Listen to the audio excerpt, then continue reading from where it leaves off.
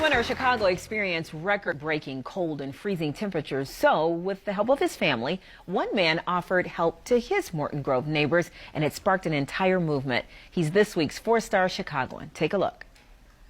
Kindness, gentleness, respect. Very into helping people, very into peace. Within just minutes, he said, "How can I help you? What can I do?" It's about humanity at large that we also need to take care of with God's blessings that He has given to us.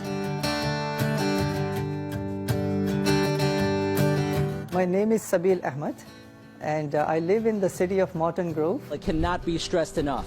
Have a plan for your home, for your vehicle, before the extreme cold settles in. When we were watching the TV, the anchorman, he was saying that the weather is going to be really nasty. It will go to maybe minus 27 degrees and wind chill of like 65. The very first thought came to my mind is, how do I protect my family? The immediate second thought that came to my mind is, what about my neighbors? What about the lady who lives next to me? She's 95 years of age. Maybe they are poor people, maybe sick people, maybe old people.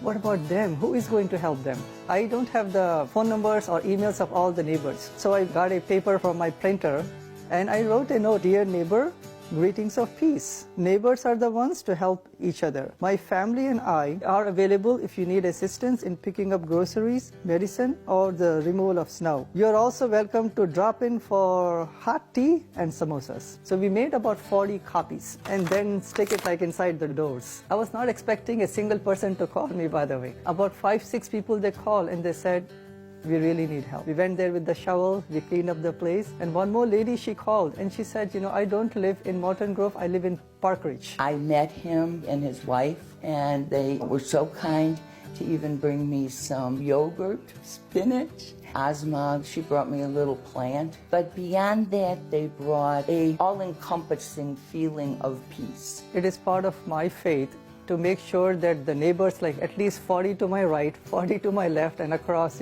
both sides, that I have to make sure that they have the basic necessities. Well, I figured, well, I'll call him and I'll actually pay him. I'd be happy just to have somebody get rid of the snow. And it's a way to reach out, and I think it's an old-fashioned way that people did things, because about 25, 26 years ago, people did stuff like that all the time. That night when I went to the mosque, one person grabbed me and said, "Sabil, I'm really angry with you." I said, "Why? You should be happy, right?" No, he said, "Why didn't you tell me about this idea? I could have done the same thing. We could have reached more neighbors." We want to have a ripple effect like this, not just in Morton Grove, not just in Chicago, but all over the USA. I hope he goes very far. I hope that he continues to encourage people throughout even our nation to do this. We can live as brothers and sisters, not just peacefully, but in loving peace. Please welcome this week's four-star Chicagoan, Dr. Sabil Ahmed. Thank you. How are you? Doctor. Yes, thank you so much for being here. And thank you for what you are doing to bridge the gap. I think in this current climate in our country, in our world, in our cities, in our neighborhoods, this gap needs to be bridged, and you're doing it. Thank you. Yeah, what drives you to do this? What is it about breaking stereotypes? Is it about showing that we're all human beings and we all should be caring for one another? There were multiple angles I was looking at this activity. First and foremost, there are many sick and old and disabled neighbors around my block. Then I thought maybe there are more people who may need help. So that was the first motivation. Second motivation is that there is so much Islamophobia, misunderstandings about each other, especially about Muslims and Islam. So we want our neighbors to meet the Muslim neighbors and let them know that Muslims are good people. Islam is a good faith. Come and meet with us, eat with us. Yes. What has this done for the Muslim community? It has really motivated the Muslim community, by the way, because many a times we always see these negative images, wall-to-wall coverage. If a Muslim does something, it just becomes a major news. But we want to show to the media, to all of us, that we are all brothers and sisters in humanity. Right? And we are. What has this activity taught you and your family and your kids? Second reason I did this with my family is to show to my children, to the youth, that it's not enough for you to take care of yourself. Your neighbors are your brothers and sisters. You should take care of them. Drop down your gadgets, or drop down your Fortnite, pick up a shovel, and help your neighbors. Right. And this is something that you want to see spark really around the country. You're going to continue this year-round? Yes, obviously there is no expiration date on this. There is no, by the way, right?